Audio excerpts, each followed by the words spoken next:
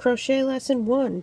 We're going to learn how to do a slip stitch and a chain. Woohoo! Okay, so first off, you went to the store or found in your collection an H or other moderately sized hook, and you got some worsted weight yarn, plain Jane stuff. Okay, first thing you're going to do is pull out your tail. Find the center of your skein, or if you rolled your yarn into a ball of some kind, put your ball in a pot, and here we go. Alright, you're going to pull out a tail. You want a long tail. I say this because at the end of your project, when you tie off, you're going to weave the end in back through your stitches so that nothing pulls out. And if it did, you would have a little extra yarn to work with. You can always cut it shorter when you're done at the end, but if you cut it too short, you might not have enough end to work with. So, long story short, long tail. Then, you have to tie a slip knot. So the best way I found to do this is to hold it with 2 fingers, wrap around, tuck it in, and when you start to pull up a loop, stop. Because when you pull up that loop, you're going to pull out your fingers, and you're going to pull on that tail, and that makes you a slip knot. Now if you're familiar with slip knots and you do it a different way, then that's fine too. Your hook would go in there, you pull in the tail, tighten it up. There you go. You're ready to start. So I'm going to show you that one more time. You're going to wrap it around your fingers. Hold on a second, see if I can make it better from there. Wrap it around your fingers. Push the end through like you're going to tie a regular knot. But once you get a loop, you're going to hold the tail so it doesn't pull all the way through, and then pull it tight. So you have your tail. Look at that little short tail. It's awful. Alright, one more time. Nice long tail. And wrap it around. Tuck it in. I'm going to hold my tail so it doesn't go all the way through. Pull my fingers out. Tighten it up. There you go. Put your hook in. You can pull your tail to tighten it up a little bit.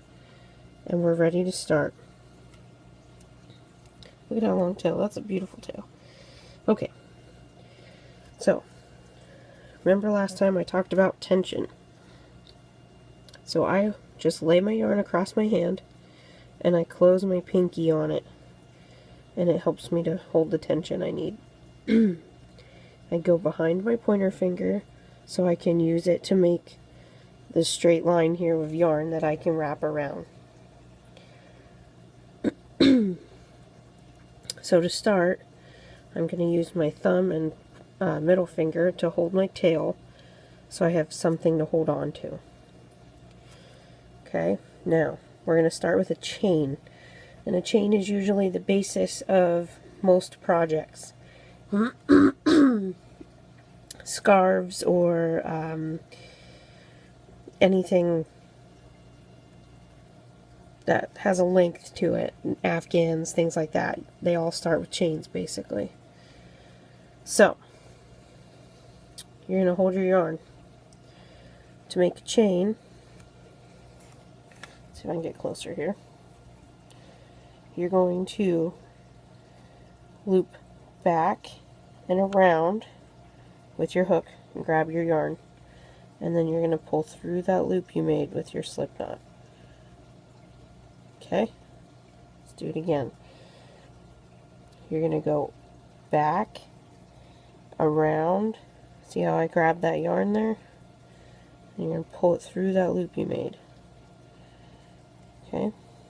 See if I can get some better light. Don't mind my messy desk. Okay, so you're going to go back, around, pull through.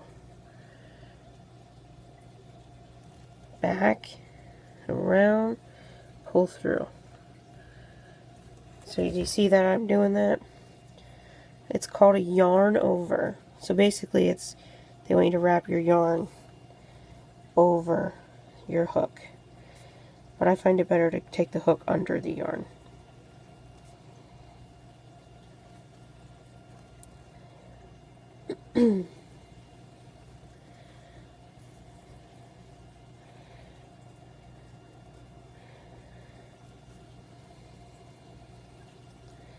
Okay.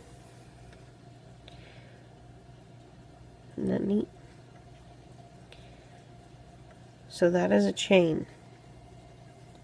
So any project that you see that says CH and then a number, that means they want you to chain that many. I did a blanket once that was a stitch, a long chain, and then a stitch, and it was like a ladder. When you stretched it out, it was really neat. So that there is a chain. Okay,